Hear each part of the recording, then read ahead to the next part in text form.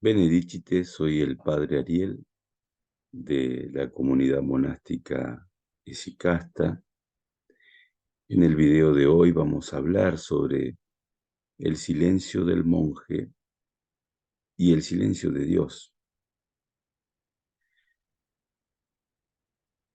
La condición esencial de las relaciones interpersonales es la comunicación.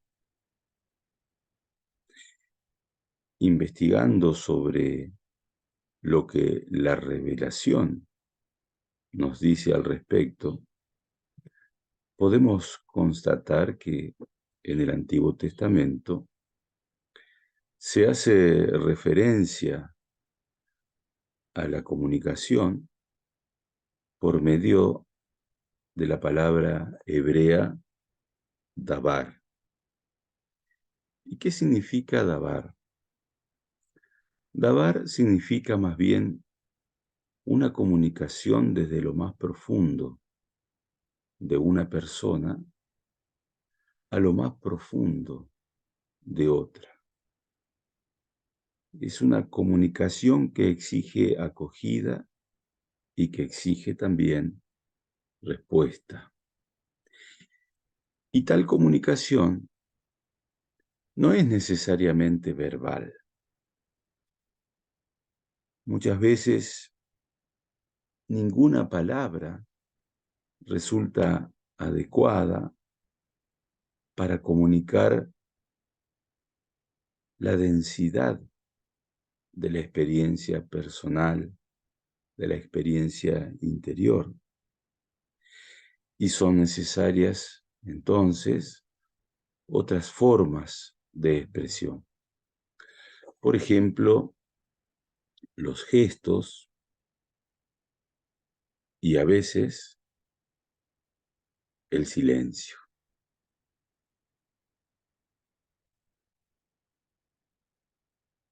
Cuando el monje opta por el silencio,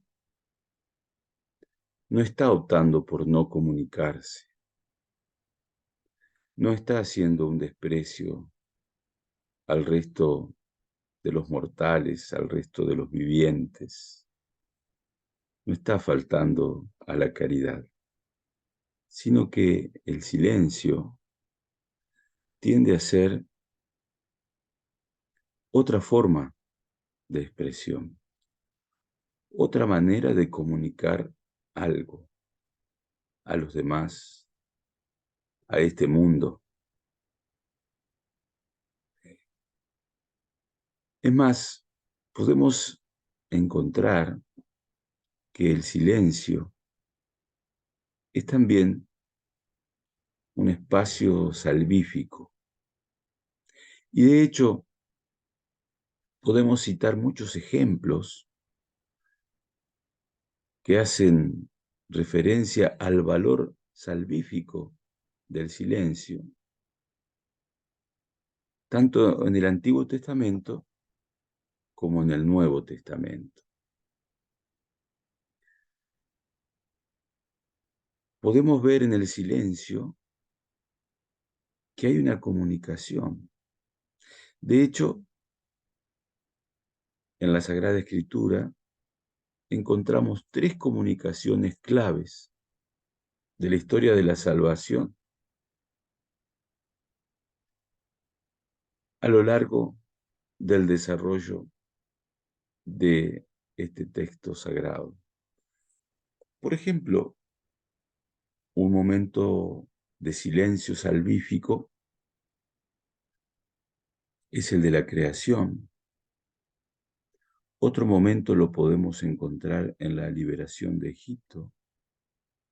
Y un tercer momento, y muy importante, es la redención a través de Jesucristo.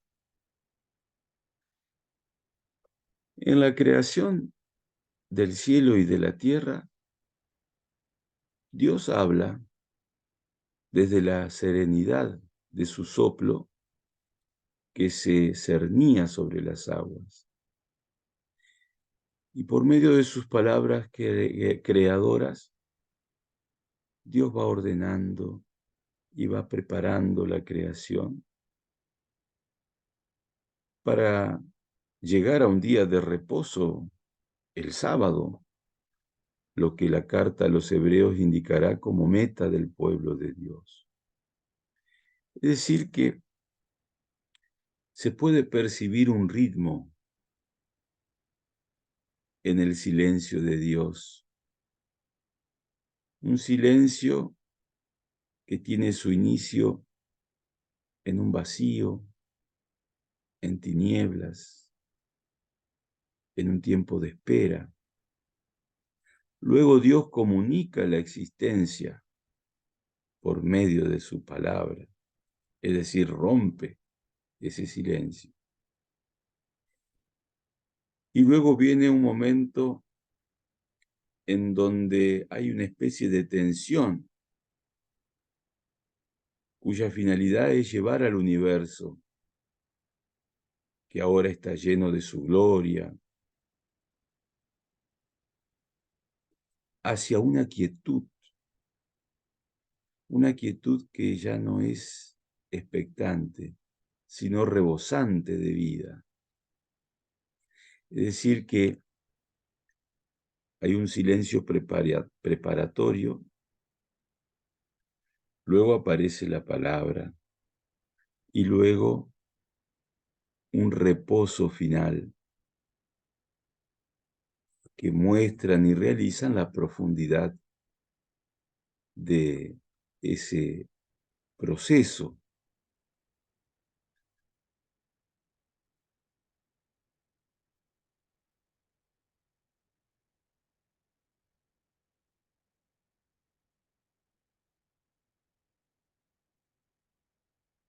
La creación,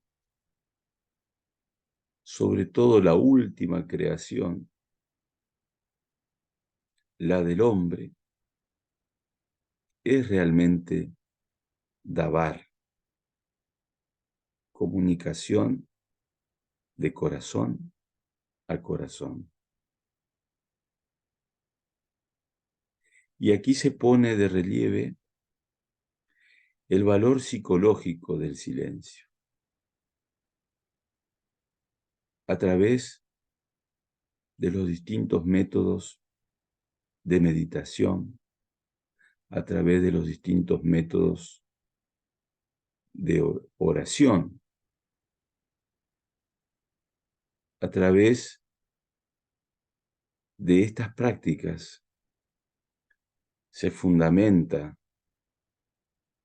en este trasfondo interpersonal del ser humano. Luego podemos analizar la liberación de Egipto. Se interrumpe un silencio de más de 400 años durante los cuales Dios no habló directamente a su pueblo elegido. Años de silencio, hasta que aparece la revelación del nombre divino. Soy el que soy. Y esta revelación, esta respuesta de Dios, indica que estos años de espera silenciosa del pueblo de Israel no han sido en vano, que Dios preparaba a su pueblo para recibir una revelación y una presencia permanentes, revelación y presencia de las que no había gozado ni siquiera Abraham, el padre del pueblo de Israel. El relato de la liberación de Egipto está lleno de palabras divinas, pero también está llena de silencios, como indica el conocido comentario de ese acontecimiento que podemos encontrar en el libro de la sabiduría, capítulo 18, versículo 14, que dice así: un silencio sereno lo envolvía todo, y al mediar la noche su carrera, su palabra poderosa se abalanzó, como paladín inexorable, desde el trono real de los cielos al país condenado. Es decir, que el silencio aparece aquí como una preparación y contexto para la implantación del reino de Dios. Pareciera entonces que sin un silencio previo, la palabra no actúa. Es decir, que son necesarios los tiempos en que Dios parece callarse. Y luego de la explosión, de la intervención, del efecto que produce la palabra de Dios, llega un tiempo de paz, que es otro tipo de silencio, que es un reposo, como el reposo sabático.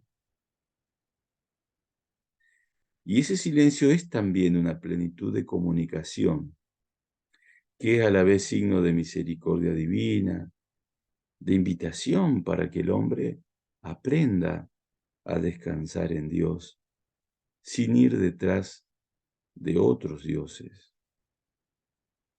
Pero claro, esta es una lección difícil de aprender, porque el hombre cae con frecuencia impresionante en la tentación de distraerse, de salir de esa paz silenciosa. Y esto lo sufrimos hasta que llega la liberación definitiva y hasta que se aprende a aceptar ese reposo en Dios, que no es solamente una acción de gracias pasajera, sino que tiene que ser un profundo silencio de amor, que es una imagen de la quietud divina. Muchas veces en nuestra vida, cuando no hay problemas, cuando nos vienen los tiempos de paz, en vez de seguir con esa tensión hacia la oración, esa atención hacia Dios, nos relajamos y nos perdemos en busca de otros dioses. Y eso pasa con frecuencia en la vida del monje, en la vida del cristiano. En Jesús, la comunicación llega a su punto culminante. Por las palabras y por las acciones de Jesús, y también por su silencio, se da una comunicación tremenda. Fíjense que el no hablar y el no obrar de Jesús, que lo podemos encontrar en las historias que nos relatan los evangelios, es una forma muy particular de comunicarse. Hablando con los novicios les decía, ¿ustedes han visto las películas sobre Jesús de Nazaret? Cuando uno está de espectador, muchas veces piensa o quisiera que Jesús responda, que Jesús responda las agresiones, las preguntas.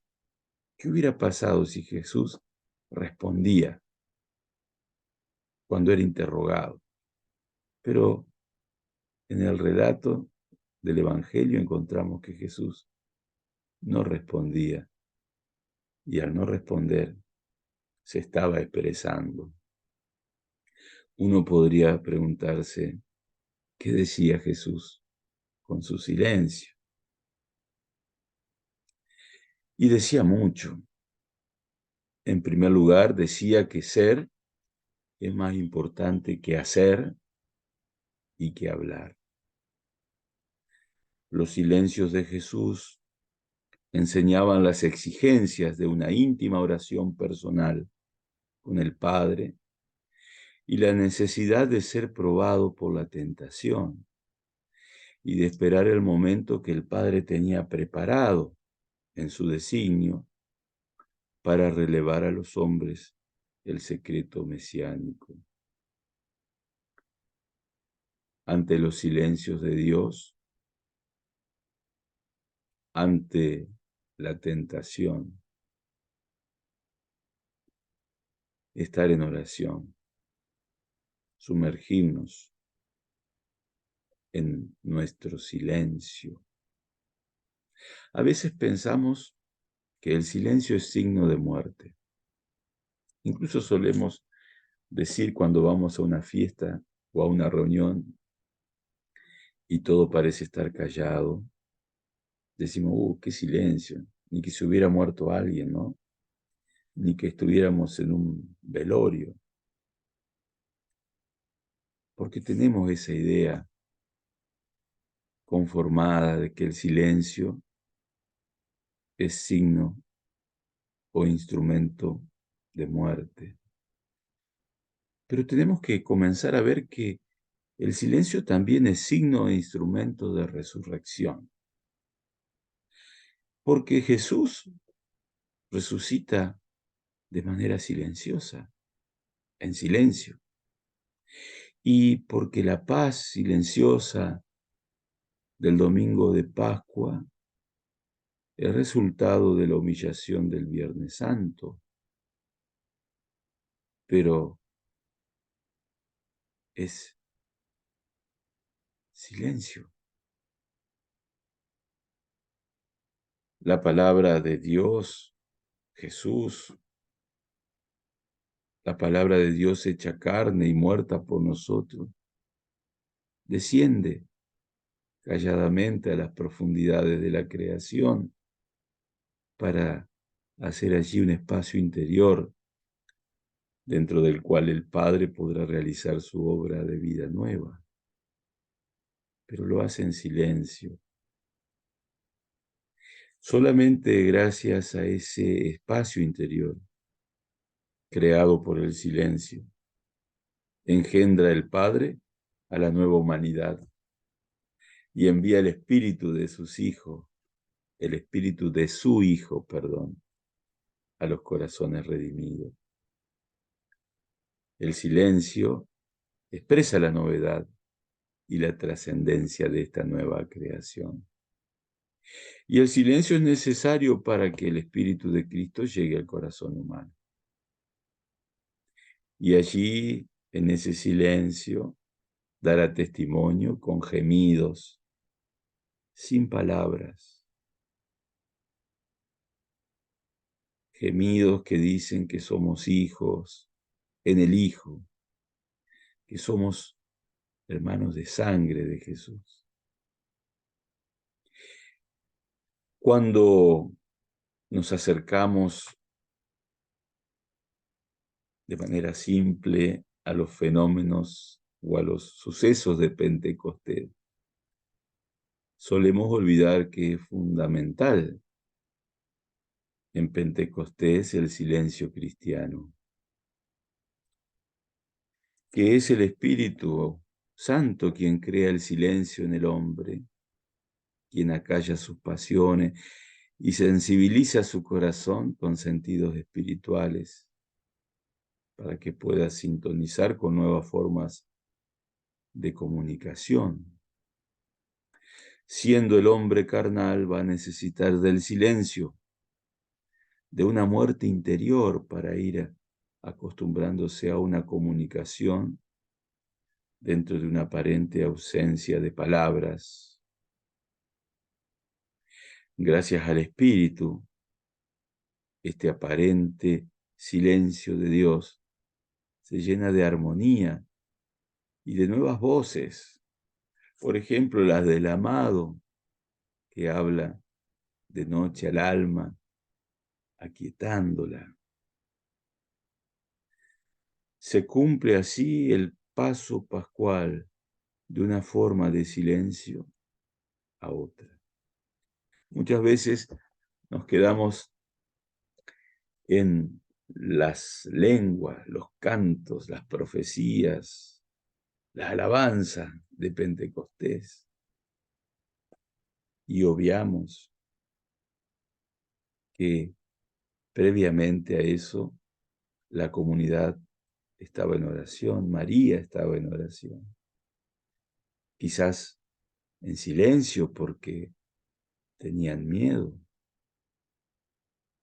y ese silencio previo, esa oración previa, hace posible la manifestación del Espíritu para luego volver a un momento de quietud, de reflexión. Como verán entonces, en nuestra vida, en nuestra existencia, se alterna el silencio, la palabra, la manifestación de Dios y luego un momento de paz, de calma silenciosa.